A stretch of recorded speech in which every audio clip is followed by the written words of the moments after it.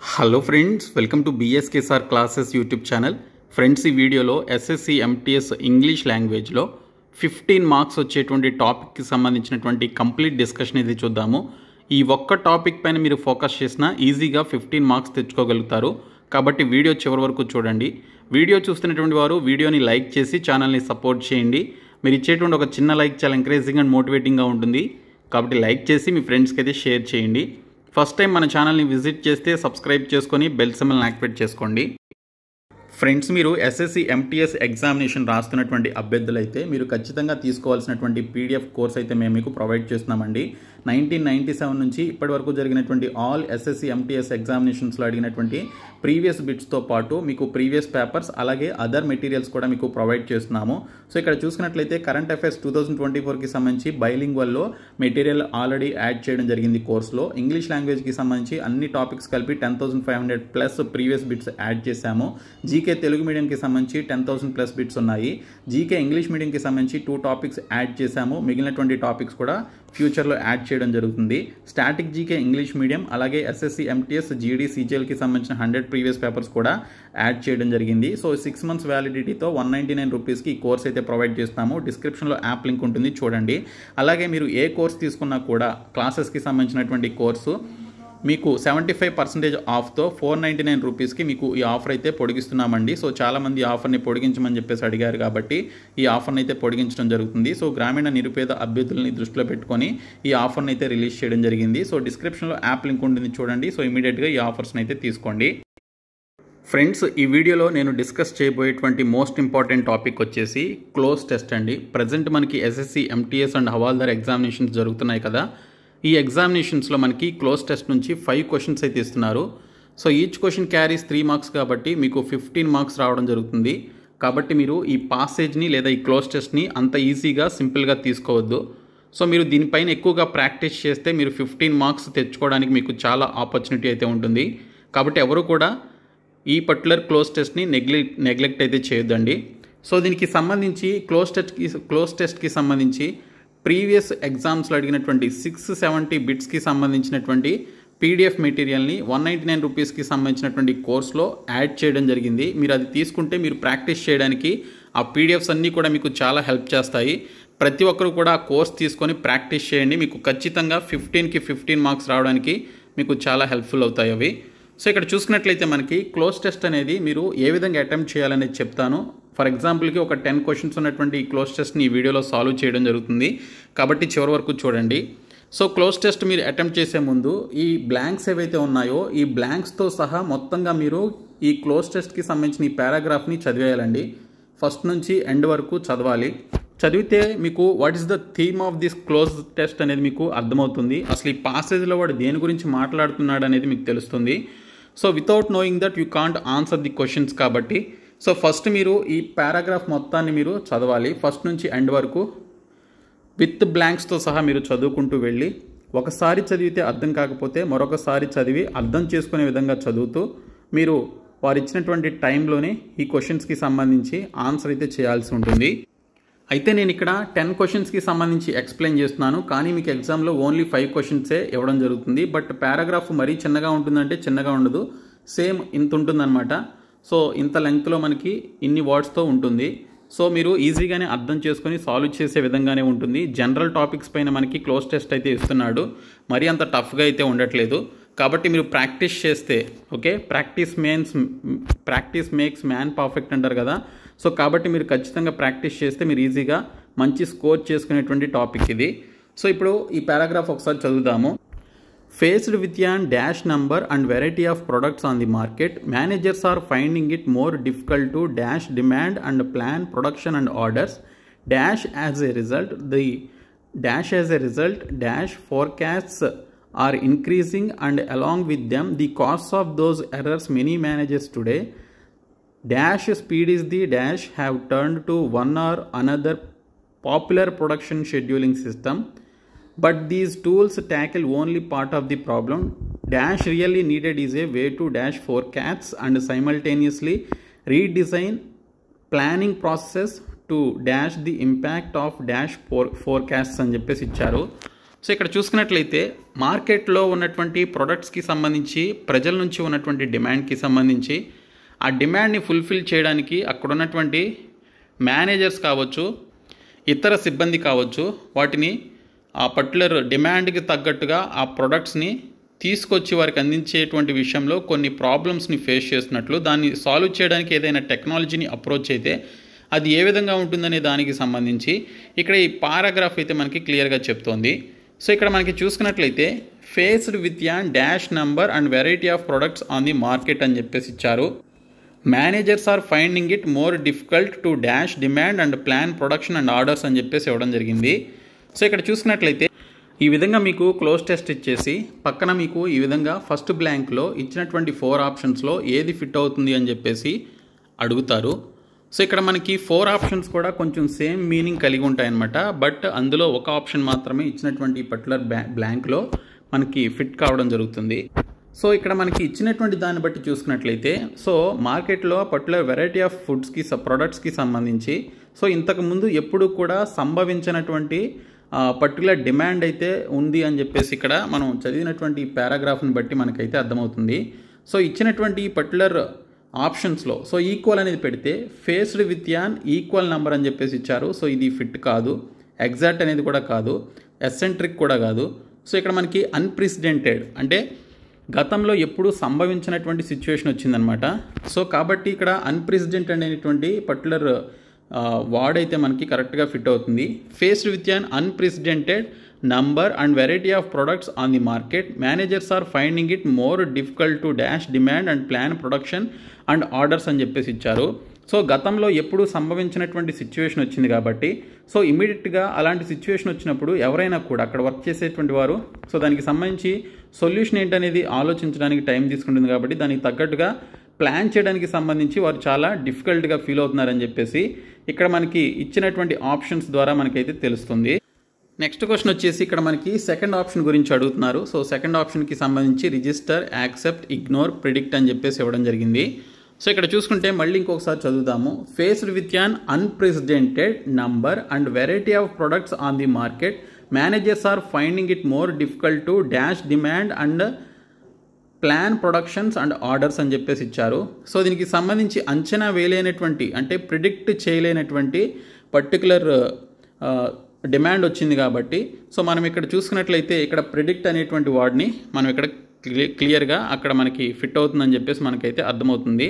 కాబట్టి ఇక్కడ ప్రిడిక్ట్ అనేది దీనికి సంబంధించినటువంటి రైట్ ఆన్సర్ అనమాట.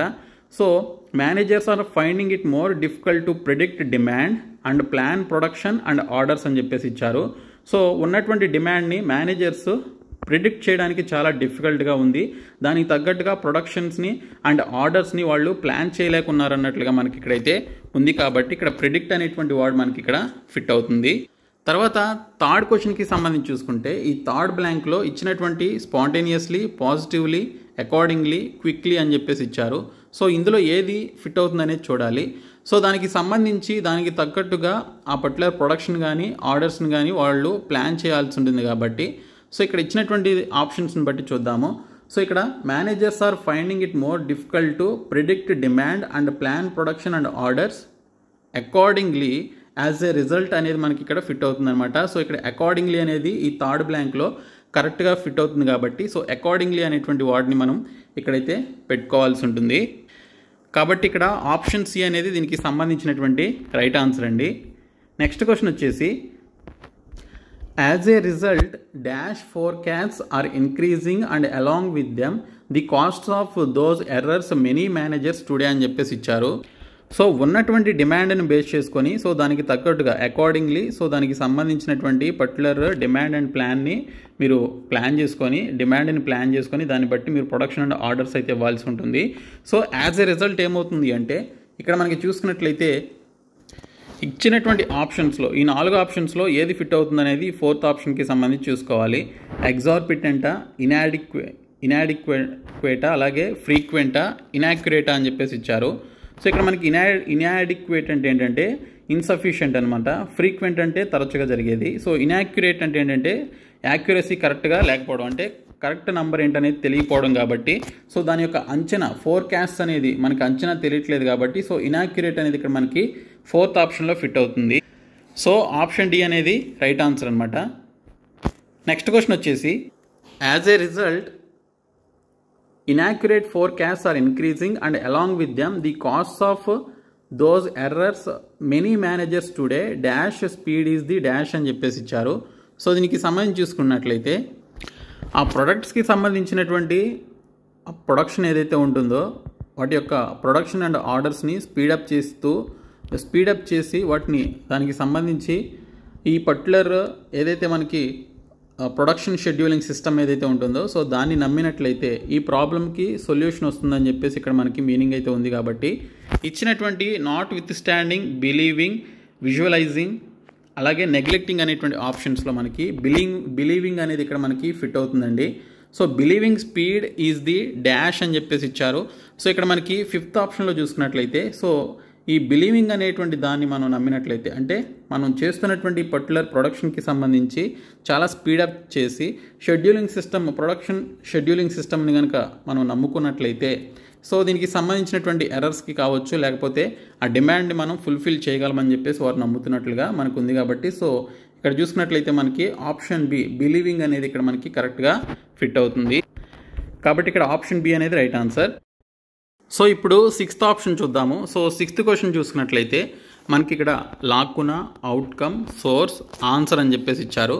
సో మనం ఏదైతే నమ్ముతామో స్పీడ్ అనేది మనకి ఇక్కడ హెల్ప్ చేస్తుంది ప్రొడక్షన్కి సంబంధించి అని చెప్పేసి మనం నమ్మినట్లయితే సో అదే మనకు ఒక కరెక్ట్ సమాధానంగా చెప్పుకోవచ్చు. కాబట్టి సో ఇక్కడ మనకి believing speed is the answer have turn to one or another popular production scheduling system అనేది ఇక్కడ మనకి రైట్ ఆన్సర్గా చెప్పుకోవచ్చు. సో ఆప్షన్ డి అనేది రైట్ ఆన్సర్ అనమాట ఇక్కడ. సో ఆన్సర్ అనేది ఓకే మనం నమ్మేటువంటి ఆ స్పీడ్ ఏదైతే ఉందో ఓకే స్పీడ్గా ప్రొడక్షన్ చేస్తే ఇదే మనకి కరెక్ట్ సమాధానం చెప్తుంది అనేటువంటిది ఇక్కడ మనకి ఉన్నటువంటి పాసేజ్ని బట్టి తెలుస్తుంది. కాబట్టి ఇక్కడ ఆన్సర్ అనేది మనం కరెక్ట్గా చెప్పుకోవచ్చు. ఇంకా నెక్స్ట్ క్వశ్చన్ వచ్చేసి సెవెంత్ క్వశ్చన్ అనమాట. So speed is the answer have turn to one or another popular production scheduling system but these tools tackle only part of the problem dash really needed is a way to అని చెప్పేసి ఇచ్చారు.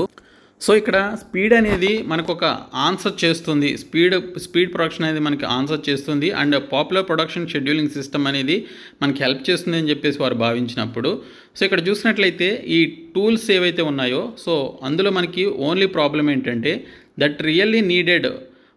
Watts really needed అనేది ఇక్కడ మనకు వస్తుంది. So what's really needed is a way to అనేది మనకి ఇక్కడ ఆన్సర్గా చెప్పుకోవచ్చు. సో వాట్స్ అనేది ఇక్కడ మనం పెట్టుకోవాలి. ఓకే సో అదేంటంటే really needed is a way to dash forecast and simultaneously redesign planning process to అనేది సో దీనికి సంబంధించి వస్తుంది. కాబట్టి వాట్స్ అనేది ఇక్కడ మనం పెట్టుకోవాలి. కాబట్టి option A right answer. Next question వచ్చేసి ఎయిత్ బ్లాంక్ అనమాట. ఇక్కడ మనకి ఇంప్రూవ్, నెగేట్, విషియేట్, అప్టైన్ అని చెప్పేసి ఇచ్చారు. ఇందులో ఏది కరెక్ట్గా ఫిట్ అవుతుంది అనేది మనం ఇక్కడ చూసుకోవాలి. So what's really needed is a way to dash forecast and simultaneously redesign planning processes to అని చెప్పేసి ఇచ్చారు. సో ఇక్కడ మనం చూసుకున్నట్లయితే what's really needed is a way to improve forecast and simultaneously redesign process to అనేది ఇక్కడ మనకి కరెక్ట్గా ఫిట్ అవుతుందండి.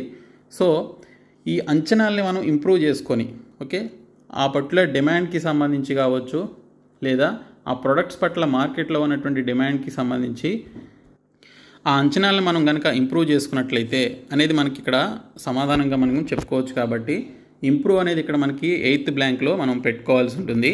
సో ఆప్షన్ ఏ అనేది రైట్ ఆన్సర్. సో మనం ఆ అంచనాలను కనుక మనం దృష్టిలో పెట్టుకొని సో వాటిని కనుక మనం ఇంప్రూవ్ చేసుకున్నట్లయితే సో మనకి ఆ పర్టికులర్ ప్లానింగ్ ప్రాసెస్కి సంబంధించి అలాగే తర్వాత ఆ డిమాండ్కి సంబంధించినటువంటి ఇంపాక్ట్ ఏదైతే ఉంటుందో వాటిని మనం మినిమైజ్ చేసుకోగలుగుతామని చెప్పేసి ఇక్కడ మనకి ఆన్సర్ అయితే తెలుస్తుంది. కాబట్టి ఆప్షన్ 9లో మనం మినిమైజ్ అనేటువంటి ఆప్షన్ని యూజ్ చేయాల్సి ఉంటుంది. Okay so counter, popular, substantiate అనేది రాదు.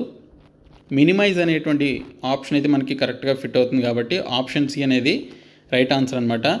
ఇంకా నెక్స్ట్ క్వశ్చన్ వచ్చేసి లాస్ట్ క్వశ్చన్ అనమాట. ఇక్కడ చూసినట్లయితే so forecast and simultaneously redesign planning process to minimise the impact of erroneous forecast అని చెప్పేసి మనకి ఇక్కడ రావడం జరుగుతుంది.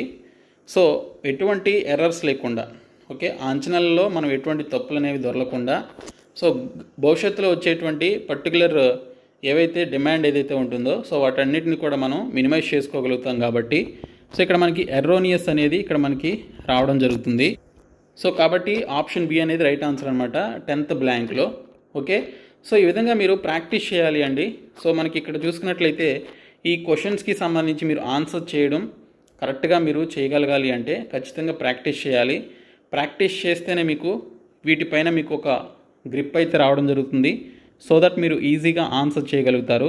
కాబట్టి ప్రతి ఒక్కరు కూడా మనం ప్రొవైడ్ చేసినటువంటి 199 రూపీస్కి సంబంధించిన మెటీరియల్ తీసుకుంటే మీకు ఈ క్లోజ్ టెస్ట్కి సంబంధించినటువంటి క్వశ్చన్స్ యొక్క పీడిఎఫ్స్తో పాటు current affairs, GK, English, other topics ఇంకా మిగిలినటువంటి అన్ని టాపిక్స్ కూడా మీకు అవైలబుల్లో ఉంటాయి.